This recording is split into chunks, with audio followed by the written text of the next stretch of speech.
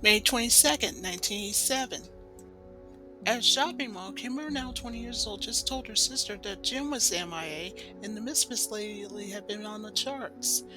But, according to Jerrica, she told her sister that she doesn't want to hear about it. Later, Rio had introduced Kimber to Max. But when Rio was looking at the exact same magazine that Kimber was looking at but threw it on the floor, and that's when Jerrica catches Rio, she was looking at it, and then told Rio the exact same response that she gives her sister, that she doesn't want to hear about Jim anymore. Meanwhile, Max agrees to date Kimber the following Saturday, and then after Kimber leaves the mall, she was later picked up by Jeff. Then Jeff and Kimber agreed to go motorcycle riding together. Back with the Misfits, they had arrived at the Discovery Music Store, and there inside they met up with Owen Beach, who owns the place. Owen told the members of the press that there's good news, that there's the Glitter and Gold contest that's coming up, but the problem is, he has no idea who to compete with the Misfits yet. Long story short, back at the mansion, after dropping off Kimber, Jeff agrees to date her on Saturday. Jerrica, when she came back from the mall, went to see Synergy in Synergy's room, and she told Synergy that she's not so sure on what to do. She's been lately jealous of herself, and now she's left to wonder if she could tell Rio the truth or not. So, to help with that, Synergy projected a holographic Rio so that Jerrica can confess. But when the holographic Rio reacted, that's when Jerrica realizes what she must do. She says that the real Rio will listen to her. She told that to Synergy, and if it meant hurting his feelings, then so be it. Saturday, May 23rd, 1987, Rio came to see Jerrica.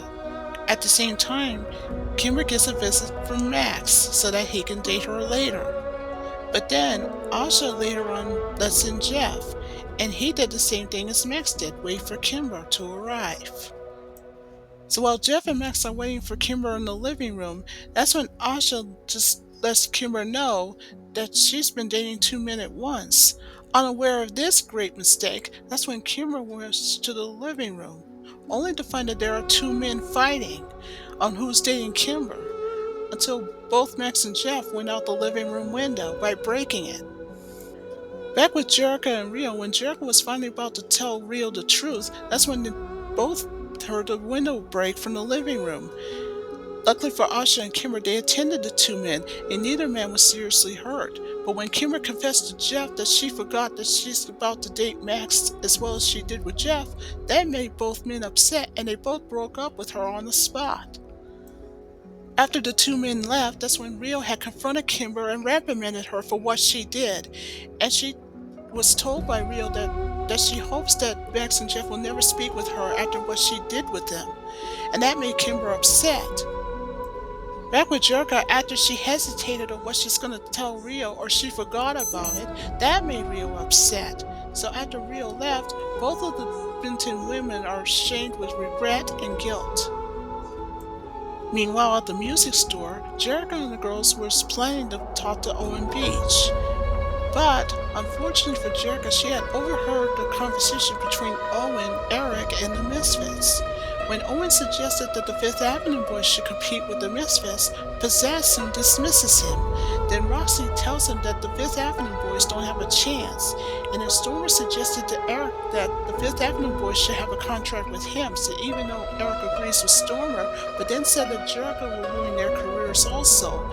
That gave Jerrica a chance to change it to Jim so she can negotiate a deal with Owen that if she can guarantee a delivery of 500,000 records, Jim and the Holograms will be on the roster to compete with the Misfits. So after Owen made an assurance with Jim that she's sure of it, that's when he agrees to the deal. Back with Rio, after he was depressed about the argument he had with Jerrica, he was glad to see that Jim and the Holograms are back, but Jim suggested to make a new record that's a lot better. So after Rio agrees, Jim and the Holograms are not only back in action, but has a new record in the works. 3 days later, on May 26th, Eric went to see the Skulls, and he told them that he would pay them after they do a favor for him, in which they agreed. Meanwhile, at the Starlight Music's album warehouse, Jerrica told Rio the moment he arrived that she had promised to deliver 500,000 records from Jim as a deal to Owen. But when Rio told Jerrica that it's much too dangerous, but she insisted anyway, she was unaware that she was pursued by the Skulls. But after the short-lived pursuit, that's when Jerrica realized that she was surrounded and had nowhere else to go. But then when Rio came to the rescue, he not only saved the day, but when the Skulls knew that they didn't have a chance against Rio, that's when they ran off. After the Skulls ran off, Jerrica thanked Rio for saving her, and then Rio apologized to her for his past behavior back in the mansion, and of course Jerrica forgives him. May 27, 1987 is the day of the Glitter and Gold contest.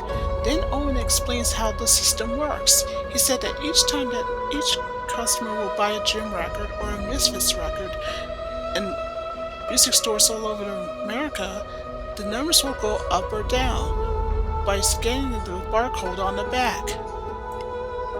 Then Pizzazz of the Misfits just pleaded her case that she and her bandmates didn't need to cheat, and then made a snide remark to Kimber and her bandmates to say how they should quote find a new line of work, and that made Kimber annoyed. But Kimber was told by Jim to pay no never mind to the Misfits because she knows that Lindsay would be making an announcement soon, and Jim was soon proven right. And after the fans saw what happened on TV, they rushed to the music store right away. But when Owen found out that both of the bands are tied by 500,000 records apiece, he agreed to extend the deadline by one record. But when both Dondra, the Starlight Girls, and Clash tried to ask the young man to buy neither a Jim record or a Misfits record, he told them that he couldn't afford to buy neither of them. And then Dondra took the money away from Clash. But when Clash looked over her shoulder, someone bought a Jim record, and that caused the Holograms to win the Glitter and Gold contest.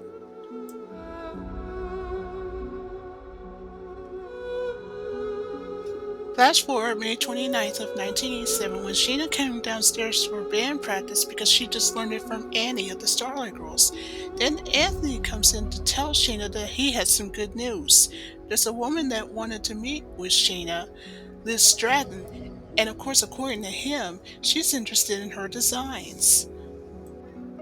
But wait, there's more. Anthony told Sheena that there's a problem with Liz and that she had fired her last designer. But Sheena seems hesitant and told Anthony, though she's never met with Liz before, she's not so sure she's good enough for her. So with a lot of encouragement and support, that's when Anthony and Sheena head to Liz's house. So at Liz's house, after being seemingly impressed with Sheena's designs, Anthony suggested from Liz to have Sheena hired right away. And then Liz told Sheena to stop by at her house later. At first, Sheena seems hesitant, and then Liz just tells her to show up at her own terms, not Sheena's. On the way back to the mansion, that's when Sheena told Anthony there is something off with Liz and she doesn't know why. But being supportive, Anthony tells her not to worry about it and things will be fine. So after dropping off Sheena at the mansion, Anthony agrees to pick her up later. Inside the mansion, Sheena, instead of telling the others of what really happened at Liz's house, she told them the good news. Now, according to what Sheena says, she said that someone had to play the drums because with the tour coming up, there's going to be a problem. But again, Sheena seems hesitant that she's good enough for Liz, but again, the girls encouraged her with a lot of support, so when Anthony came by to pick up Sheena later, that's when Anthony and Sheena again went to Liz's house. On the way to Liz's house, Sheena told Anthony that the band doesn't love her anymore, but he tells her that's just not the case and they wanted what was best for her. Back inside the mansion, Jerrica and the girls now know that there's only one thing left to do, launch a talent search. So, on May 30th of 1987, upstairs in Jerrica's office, that's exactly what happened. And with a little help from the Starlight Girls on the way, there were a lot of announcements everywhere. Meanwhile, Eric and the Misfits, who also heard the news about the talent search, so Eric suggested that if the Holograms should get a bandmate, then the Misfits should too. So they began looking at every club in the area, but had no such luck. But when Stormer heard the sound of a saxophonist coming from nearby, the Misfits and Eric started following her. Then at the Tinkerbelly's concert, that's when the audience was booing at Sheila Burns, aka Jetta. Well, Jetta doesn't hesitate to show her saxophone skills to the Misfits, so after the I Like Your Style song came to an end, that's when Roxy and Jetta started having an argument, and then Eric had to break it up. So when Eric found out that Jetta is an illegal immigrant, and he's getting worried that if immigration should find out about it, then Jetta would be in trouble. But Pizzazz has a suggestion to tell Jetta that in order to stay in the United States, she said that she'll have to talk to her father to negotiate with her father's lawyers to help Jetta, and Jetta agrees with it. Later, Asha the hologram stopped by at the music shop where Barry works, and that's where she goes to the back room where she meets up with Craig Phillips. May 31st, 1987, at the Alonso residence and nursery, Miguel, who's the father of four, who had just heard from his oldest son that there's an audition going on the second floor at Starlight Music. So they go to the garage where playing the drums was Carmen Alonso, aka Rhea. When her father came to Rhea to talk to her about the audition that's going on, at first she wasn't even sure she's good enough for them. But with a little help from her parents, and of course her older brother's support, that's when Rhea had another thought that maybe she should. June 1st, 1987 is also Jerrica's 21st birthday. The audition went on as planned on the second floor, but things didn't go so well. And as for Rhea, by the time she arrived, all she found was a long line. Back when Shayna at Liz's house, that's when Liz got upset with Shayna and told her that the designs were wrong and asked her to do it over. After Liz left the room, Shayna was annoyed and upset. After Anthony shows up, Shayna told him that maybe leaving the band isn't such a good idea. But Anthony says that though he remains supportive to her, he can't do a thing about it right now. Back with Rhea at the Alonso residence, she told her father the bad news, but Miguel, who's Rhea's father, refuses to let Rhea quit this fast, so both the Alonsos hit the Starlight Music only to find out the audition was over. But aha, Miguel has a plan to sneak her in. So both the Alonsos talk to the guard and lets them know that Jim's on the second floor. Meanwhile, on the second floor, that's when Miguel introduces his daughter to Jim. So after that, Jim allows Rhea to have an audition for herself, and Rhea went ahead and gave it her all. After that, both Asha and Kimber had told Rhea to come back the following week. But on the Alonso's way out, when Rhea was told by her father that he forgot the organs, she suggested she should get them, only to find out that Rhea's about to be witness something else, Jim changing into Jerrica. And when Rhea saw it, she was in shock. And Asha warns Jerrica to be careful who she reveals her secret to, and that's when Synergy appears. First of all, to apologize. Second of all, to give Jerrica a warning that if a secret should fall in the wrong hands, it could mean a disaster. But Jerrica assures Synergy that in order to keep the secret safe, she must win the bandmate's trust first. But she had no idea that Rhea's already a witness. June 2nd, 1987, it's now Craig Phillips' turn to have his chance for an audition. Long story short, during the press conference, Eric and the Misfits were more than happy to welcome the fourth member of the group, Jetta. At the same time, Jim makes an announcement with the members of the press also that there's a drumming contest in the following week. And even better, the audience will be allowed to vote on who will be the next drummer, Craig or Rhea. Meanwhile, at Eric's upstairs office, Pizzazz of the Misfits was not very amused about the drumming contest being on the front page. And when Stormer suspected that Craig is the semi-finalist, she runs off. So even though Eric had no idea what's going on with Stormer, but he has someone in mind that he can manipulate, and that someone is Rhea. So later at the Japanese restaurant, that's when Eric meets up with Rhea. So what Eric did is that he told Rhea that he can make her rich and famous. Plus, on top of that, he also told her that he will do it, but under one condition. That is, of course, if she can do him one simple favor, to give up Jim's identity. When Rhea, however, was faced with a choice to neither trust Jim or betray her, At first she hesitated, but then she refused. But before leaving, Eric had to convince Rhea otherwise. And so, after that, Rhea told Eric that she will have to think it over. June 3rd, 1987, St. Sheena unfortunately still at Liz's house, and of course Jerrica and the girls had missed her. So Jerrica told the others the good news that the ticket sales for the contests are out. So what's left for them to do is just have Jerrica call Sheena at Liz's house and to invite her.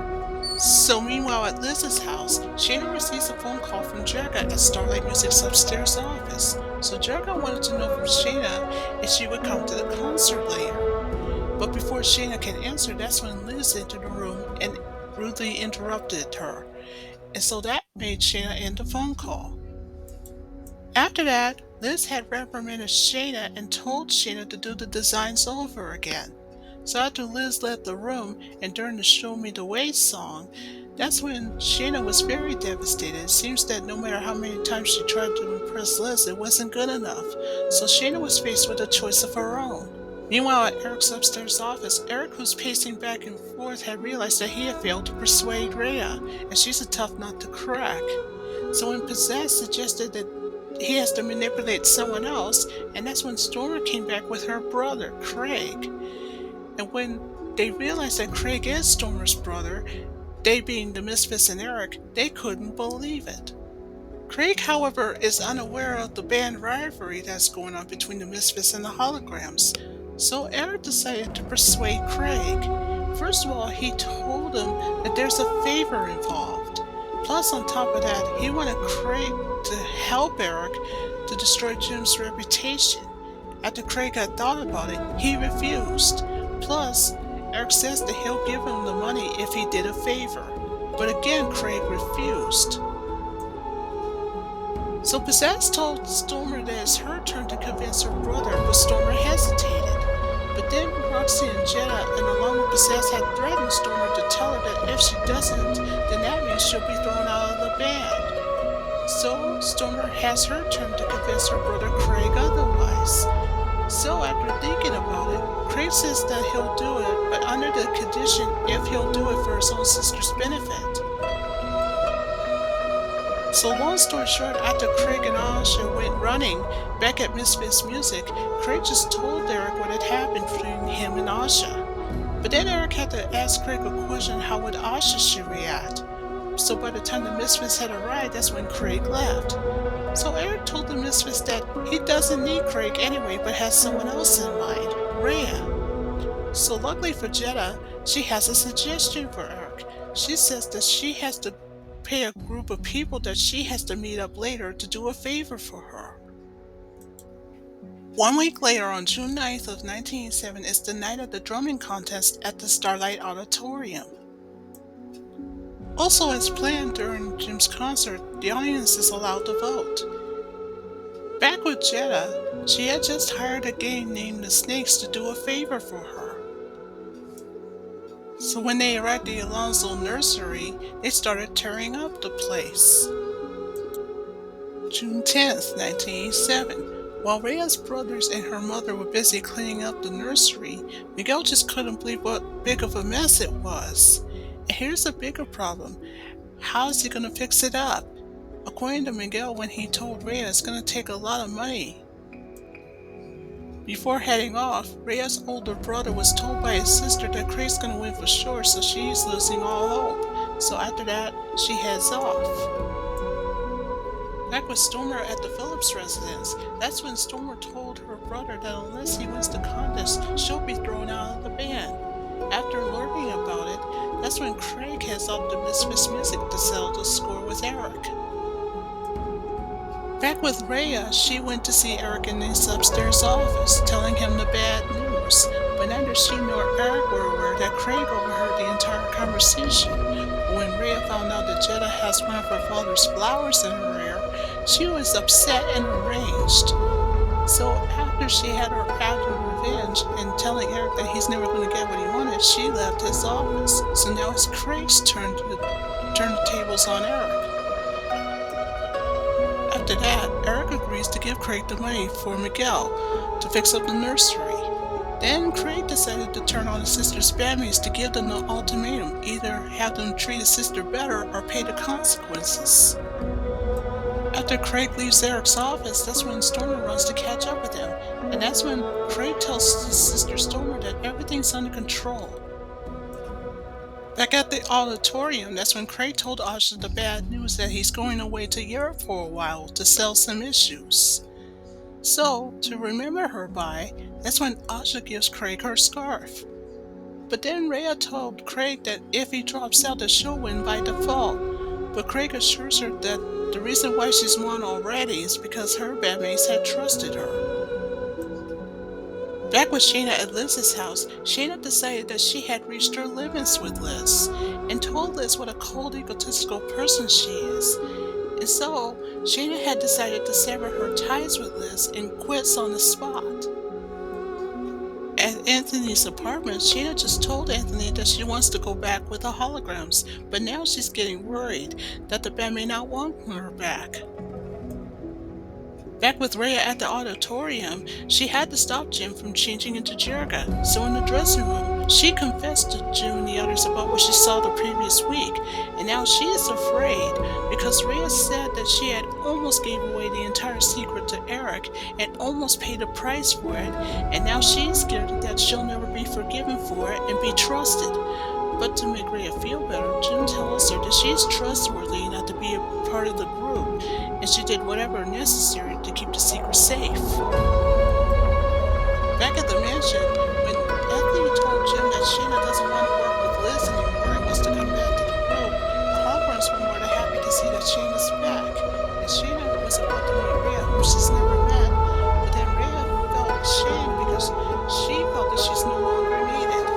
But at Rhea's house, that's when Jim and Holograms headed right at Rhea's house to tell her that on the contrary, they do.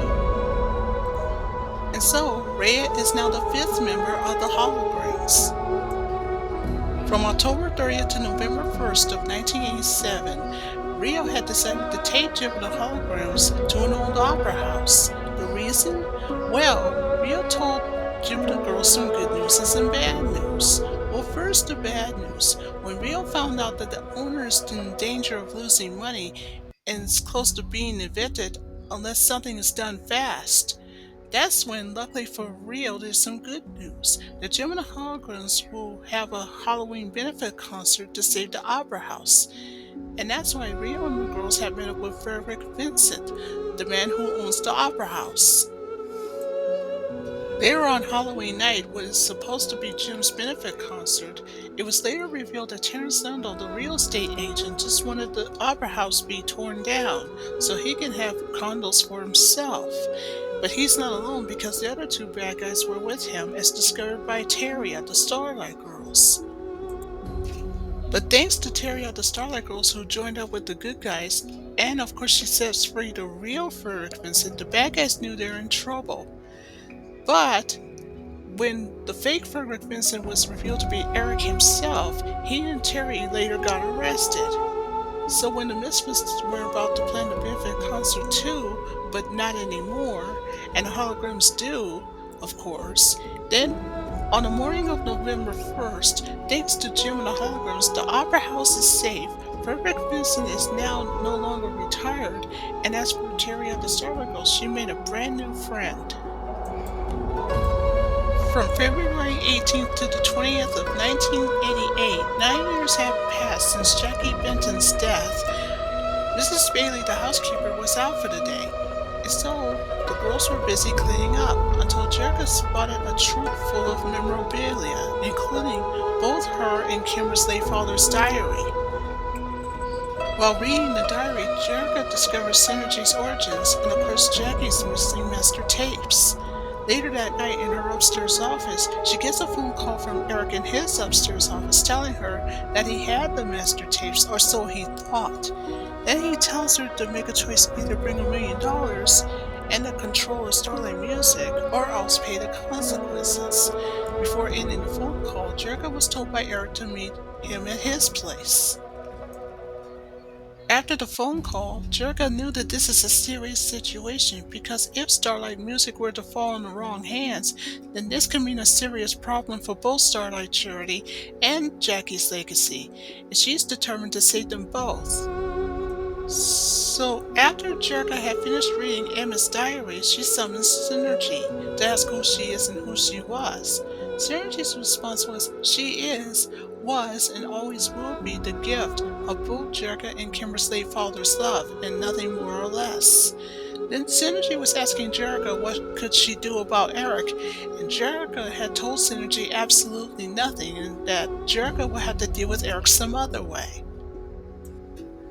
So Jerrica did what Eric said to do and met him at his place. So at Eric's house, that's when Jerrica had begged Eric to just give her the master tape since she refused to sign the control of Starlight Music to him, or brought $1 million with her. Because according to Jerrica, she says that her mother's legacy, and of course Kimber's as well, has meant so much to her. But instead of giving it up, that's when Eric by surprise throws the master tapes into the fireplace, or so he thought. That made Jerrica upset, slapped Eric's face, and left Eric's house.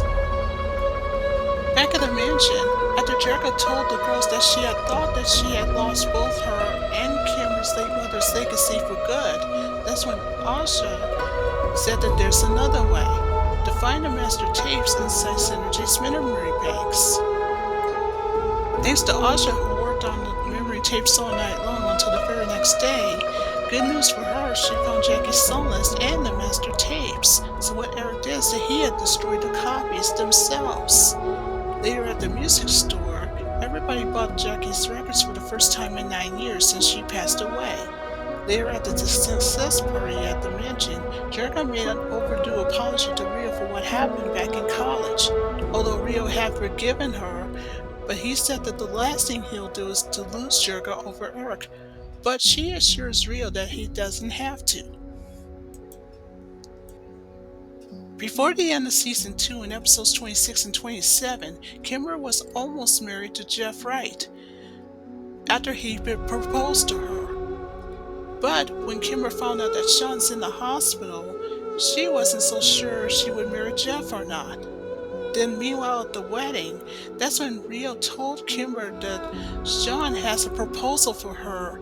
That's because Sean had bought the engagement ring back at the jewelry store since back in part 1 that he threw away. When Kimber found out the proposal of marriage was from Sean because unfortunately he's still at the hospital's ICU, Kimber thought that Sean doesn't care about her. So that in turn causes Kimber to change her mind on marrying Jeff. But Jeff told Kimber this confession that he thought about changing his mind about marrying Kimber, but he didn't want to disappoint her. But Kimber assures him that she's not. So later in Sean's hospital room, that's when Kimber made a confession to Sean that the reason why she's marrying Jeff is because she wanted to get away from her sister. On top of that, she rejected Sean's proposal and told him that they had to wait a little longer, but assures him that if the time comes and when the time comes for them to get married, it'll be the right decision. So meanwhile in Hollywood, it's the night of the Academy Awards ceremony. But unfortunately for Jim, she didn't win the Academy Awards that night for her movie Starbright. And of course Geraldine did. So what Geraldine did after she won her award, she apologized to Jim, and of course Jim forgives her. But Jim did accomplish something that's even better, her star on the Hollywood Walk of Fame.